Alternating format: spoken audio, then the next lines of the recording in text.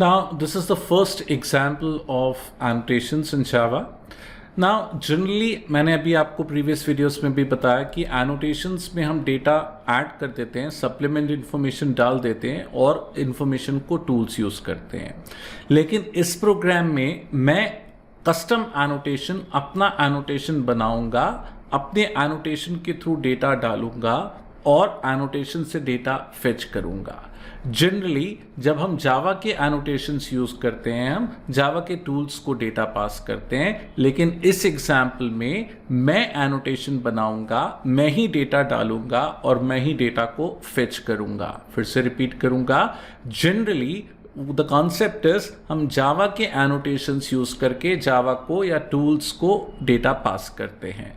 लेकिन इस एग्जाम्पल में to make you clear with the concept of annotation, मैं एनोटेशन बना रहा हूं, मैं ही एनोटेशन को लगा रहा हूं, फंक्शंस को एनोटेट कर रहा हूं और मैं ही डेटा फेच कर रहा हूं.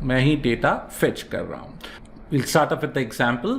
Now, मैंने क्या लिखा? Import java.lang.annotation.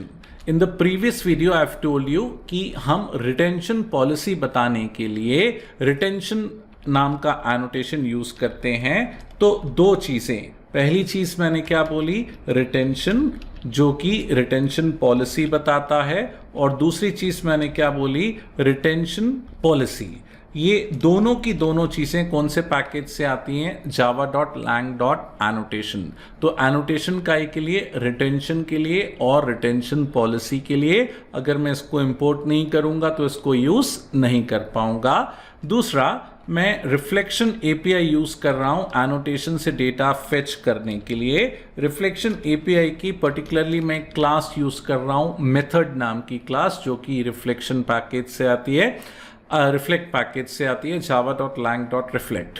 जिन लोगों को रिफ्लेक्शन एपीआई के बारे में नहीं मालूम, जावा में एक बहुत पावरफुल एपीआई है रिफ्लेक्शन एपीआई, जिसके थ्रू आप प्रोग्राम के थ्रू कोई बने बनाए प्रोग्राम को पढ़ सकते हो.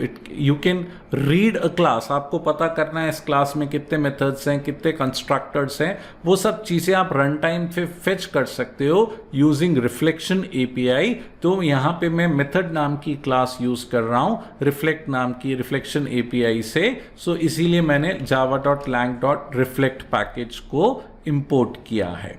अगर आप चाहते हो कि मैं रिफ्लेक्शन एपीआई के बारे में और डिटेल में बताऊं, post a comment. I will develop a video series on reflection API in Java.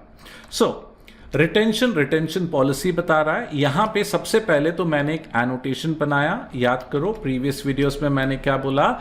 Annotation बनाने का तरीका इंटरफेस बनाने जैसा है. एनोटेशन बनाने का तरीका इंटरफेस बनाने जैसा है. तो मैंने एक एनोटेशन बनाया है माई एनो. इंटरफेसेस टाइटल केस यूज करते हैं. माई का एम कैपिटल, एनो का ए कैपिटल. ये एक एनोटेशन इंटरफेस है. क्यों? क्योंकि ये @ या एनोटेशन से स्टार्ट हो रहा है. तो मैंने बोला एनोटेशन इंटरफेस माई एनो, या शॉर्ट में ऐसा भी बोल सकते हैं @ इंटरफेस माई एनो. ना एनोटेशन के थ्रू हम कुछ सप्लीमेंट इंफॉर्मेशन प्रोग्राम में ऐड करते हैं.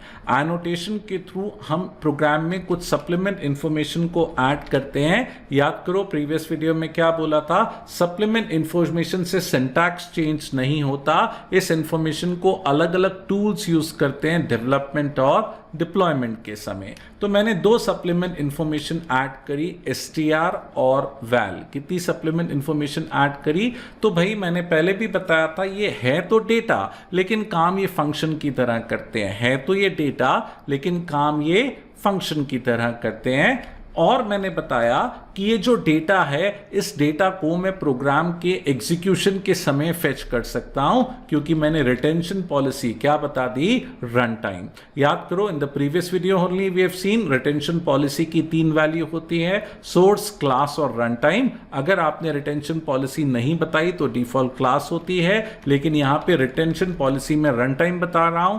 रन टाइम क्यों बता रहा हूं? ताकि मैं रन टाइम पे str और val की वैल्यू फेच करके स्क्रीन पे, कंसोल पे डिस्प्ले कर सकूं.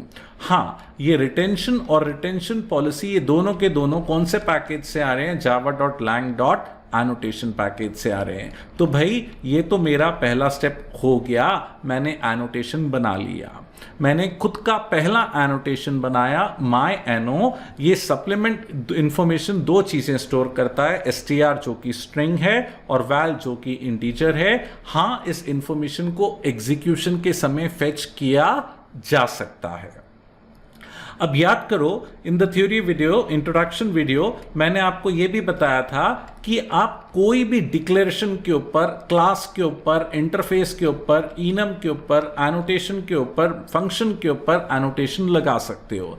तो मैंने क्या किया, एक क्लास बनाई और एक फंक्शन के ऊपर एनोटेशन लगा दिया, एनोटेट कर दिया इस फंक्शन को। मैंने बोला एनोटेट कर दिया इस फंक्शन को। मेरे एनोटेशन का नाम था माई एनो, तो मैंने माई मैथ नाम के मेथड को एनोटेट किया माई एनो से, और मैंने दो चीजें बता दी, str और वैल। कितनी चीजें बता दी भाई? दो चीजें बता दी। कौन कौन सी? str और वैल।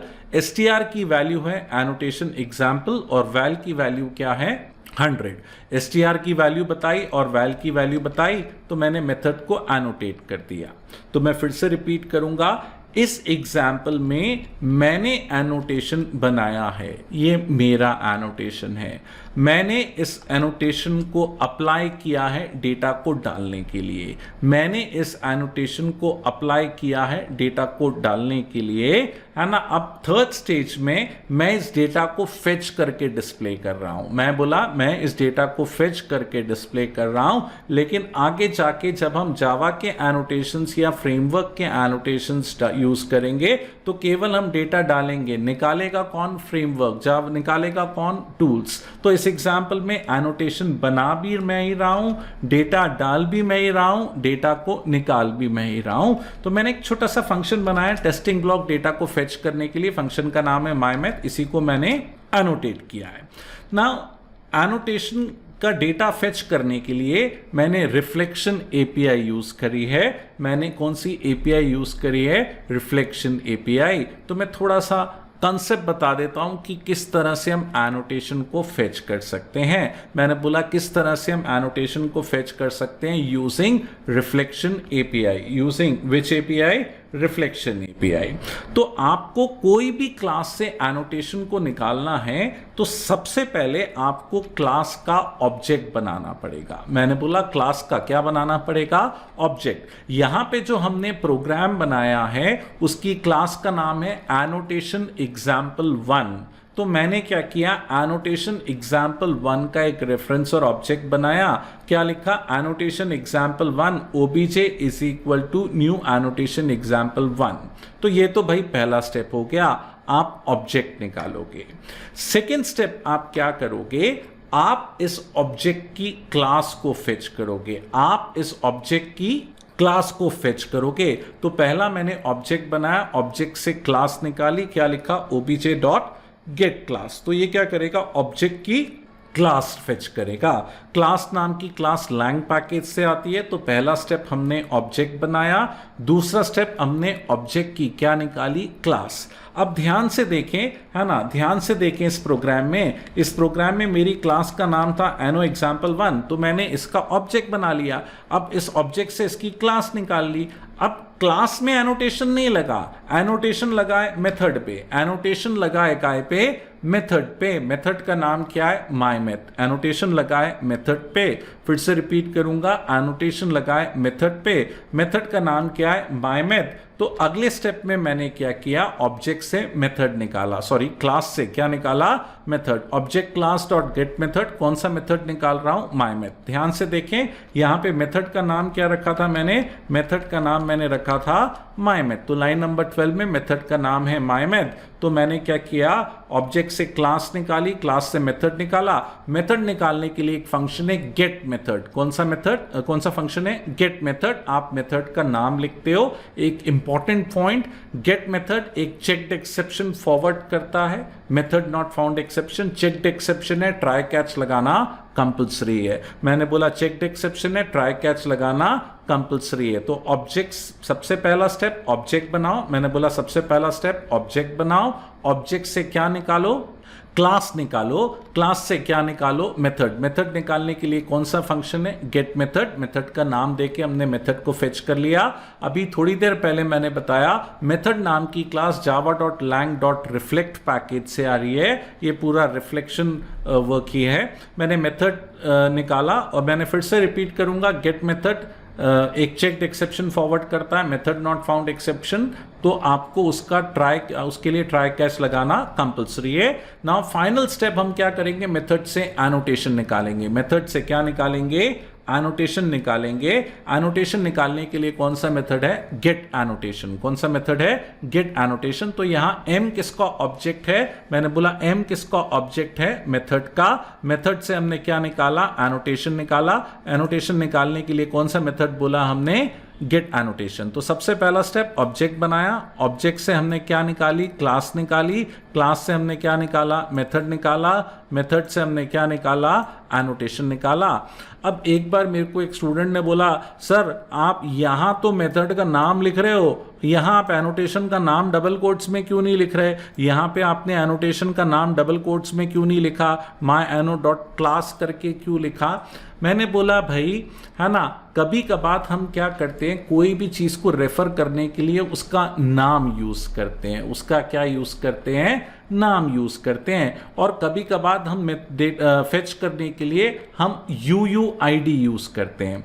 जैसे मेरा नाम रोहित है, तो कोई मेरे को रोहित के नाम से भी बुला सकता है, लेकिन ऐसे तो बहुत सारे रोहित हो सकते हैं। तो मेरे को किसी को आइडेंटिफाई करना है तो मेरे को मेरे आधार नंबर से आइडेंटिफाई कर सकता है। मेरा आधार नंबर क्या है, UUID।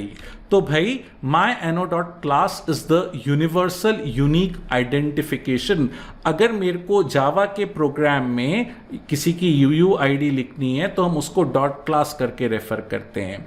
भाई क्या होता है, अब मान लो मेरे कंप्यूटर में भी myano.java है, आपके कंप्यूटर में भी myano.java है, हम दोनों के कंप्यूटर में सेम क्लास है, दोनों का नाम सेम है, लेकिन जब जावा प्रोग्राम को कंपाइल करता है वो हर क्लास के अंदर एक यूनिवर्सल आईडी डाल देता है और हम उस आईडी को रेफर कर देते हैं डॉट क्लास करके, है ना। तो नाम डुप्लीकेट हो सकता है लेकिन यूनिवर्सल यूनिक आईडी डुप्लीकेट नहीं हो सकती। और जावा के प्रोग्राम में आपको कोई भी क्लास की UID लिखनी है तो आप उसको डॉट क्लास करके रेफर करते हो। तो मैंने क्या बोला, myano.class। मैंने क्या बोला, myano.class। To every dot class file created a UID is given to identify the class file in future। और UID को कैसे रेफर करते हैं, डॉट क्लास करके। तो भाई लॉजिक क्या है, सबसे पहला स्टेप क्या करोगे, सबसे पहला स्टेप आप ऑब्जेक्ट बनाओगे, फिर क्या करोगे, आप ऑब्जेक्ट से क्या निकालोगे, क्लास निकालोगे, क्लास से क्या निकालोगे, मेथड।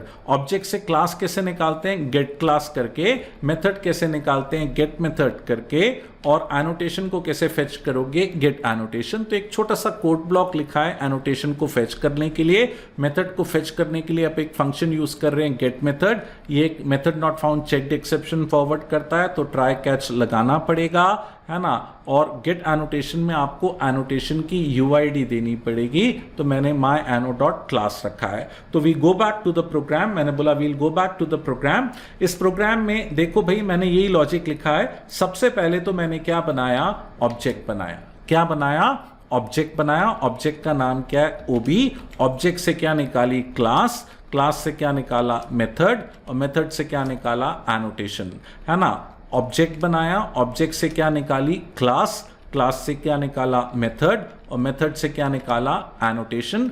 और हमारे एनोटेशन में दो चीजें थी, str और val। कौन कौन सी दो चीजें थी, str और val। मैं कंसोल पे str और val की वैल्यू डिस्प्ले कर रहा हूं। मुझे मालूम है str की वैल्यू क्या होगी, एनोटेशन एग्जाम्पल। और val की वैल्यू क्या होगी, 100। ना मैंने आपको थोड़ी देर पहले बताया, ये जो गेट मेथड नाम का फंक्शन है, ये method not found, I am sorry, no such method exception forward करता है। No such method exception forward करता है। ये चेक्ड एक्सेप्शन है, ट्राई कैच लगाना क्या है, कंपलसरी है। अब ये पूरी कोडिंग को कॉल करने के लिए main is the entry point of the program. मैंने मेन के अंदर क्या किया, माई मेथड नाम के फंक्शन को कॉल कर लिया। तो मैं फिर से बोलूंगा, स्टैटिक फंक्शन को कॉल करने के 3 तरीके, क्लास के थ्रू, ऑब्जेक्ट के थ्रू, और इसी क्लास का है तो डायरेक्टली। क्लास के थ्रू, ऑब्जेक्ट के थ्रू, इसी क्लास का है तो डायरेक्टली। इस प्रोग्राम को कंपाइल और इंटरप्रेट करते हैं। Now, if you see the output of the program, ये annotation example बता रहा है जो कि किसकी वैल्यू है, str की, और 100 बता रहा है जो कि किसकी वैल्यू है, val की। str की वैल्यू क्या डिस्प्ले कर रहा है, annotation example, और val की वैल्यू क्या डिस्प्ले कर रहा है, 100। ना अगर मैं इस प्रोग्राम में ये वाली लाइन को कमेंट कर देता हूँ तो ऑब्वियसली इसको क्या नहीं मिलेगा, है ना, रिटेंशन और रिटेंशन पॉलिसी। तो ऑब्वियसली जब हम कंपाइल करेंगे it will display an error for retention and retention policy. Now you can see error आ रहा है, कहीं क्या नहीं मिल रहा है, इसको रिटेंशन नहीं मिल रहा और रिटेंशन पॉलिसी नहीं मिल रहा। तो रिटेंशन और रिटेंशन पॉलिसी दोनों कौन से पैकेज से आते हैं, एनोटेशन पैकेज से आते हैं। अगर मैं सेकेंड लाइन को कमेंट करता हूं और प्रोग्राम को कंपाइल करता हूं तो it will display an error कि मेरे को मेथड वाली क्लास नहीं मिल रही। मेथड क्लास कौन से पैकेज से आती है, java.lang.reflect पैकेज से आती है। Can you see it's displaying an error कि मेथड नाम की क्लास नहीं मिल रही, क्योंकि मेथड नाम की क्लास कौन से पैकेज से आ रही है, java.lang.reflect पैकेज से आ रही है ना। अगर मैं retention policy run time mention नहीं करता, हमें मालूम है अगर हम रिटेंशन पॉलिसी नहीं बताएंगे तो what will be the default retention policy, class. अब क्योंकि रिटेंशन पॉलिसी क्लास होगी तो मैं रन टाइम पे इसको फेच नहीं कर पाऊंगा। ये प्रोग्राम तो डेफिनेटली कंपाइल हो जाएगा, लेकिन जब मैं इंटरप्रेट करूंगा str की वैल्यू नल होगी और नल के साथ हम फेच करेंगे तो नल पॉइंटर एक्सेप्शन आएगा। So this program will get successfully compiled, लेकिन जब हम इसको इंटरप्रेट करेंगे it will result in null pointer exception. मैंने बोला ये नल पॉइंटर एक्सेप्शन देगा। क्यों नल पॉइंटर एक्सेप्शन देगा, क्योंकि हम रन टाइम पे str और वैल को फेच नहीं कर पा रहे। नल के साथ कोई भी डेटा या फंक्शन कॉल करते हैं तो नल पॉइंटर एक्सेप्शन आता है ना। नाउ व्हाट नेक्स्ट, मैंने बताया कि भाई ये जो लाइन है गेट मेथड, ये क्या करती है, method no such method exception forward करती है। ये चेक्ड एक्सेप्शन है तो ट्राई कैच लगाना कंपलसरी है। सो अगर मैं ट्राई और कैच नहीं लगाऊंगा तो ऑब्वियसली चेक्ड एक्सेप्शन है, तो this program won't get compile. बोलेगा कि भाई no such method exception is a checked exception, so you need to compulsory write try and catch. Try और कैच लगाना क्या है, कंपलसरी है। तो मैं फिर से बोलूंगा, इस प्रोग्राम में हमने ऑब्जेक्ट बनाया, ऑब्जेक्ट से क्लास निकाली, क्लास से मेथड निकाला, मेथड से एनोटेशन निकाला और एनोटेशन के अंदर से str और वेल फेच कर रहे हैं। तो देखिए इट्स डिस्प्लेइंग एन एरर कि get method checked exception forward कर रहा है। ट्राई कैच लगाना क्या है, कंपलसरी है। तो again I repeat, try catch लगाना यहाँ पे क्या है, कंपलसरी है, नहीं तो program won't get compiled successfully. फिर से रिपीट करूंगा, इस एग्जाम्पल में मैंने एनोटेशन बनाया, 2 सप्लीमेंट इन्फॉर्मेशन है, बोला इसको रन टाइम पे डेटा को फेच कर सकते हैं। मैंने मेथड को एनोटेट किया। आप कोई भी क्लास इंटरफेस इनम एनोटेशन किसी के ऊपर भी कोई भी डिक्लेरेशन के ऊपर एनोटेशन लगा सकते हो, और मैं रिफ्लेक्शन एपीआई यूज करके एनोटेशन को फेच कर रहा हूँ। एनोटेशन के अंदर str और वैल को फेच कर रहा हूँ, है ना। लेकिन रियल प्रोग्रामिंग में आप केवल डेटा डालोगे, फेच कौन करेगा, टूल्स। मैंने क्या बोला, फेच कौन करेंगे, tools. So this was the first example on annotations in Java.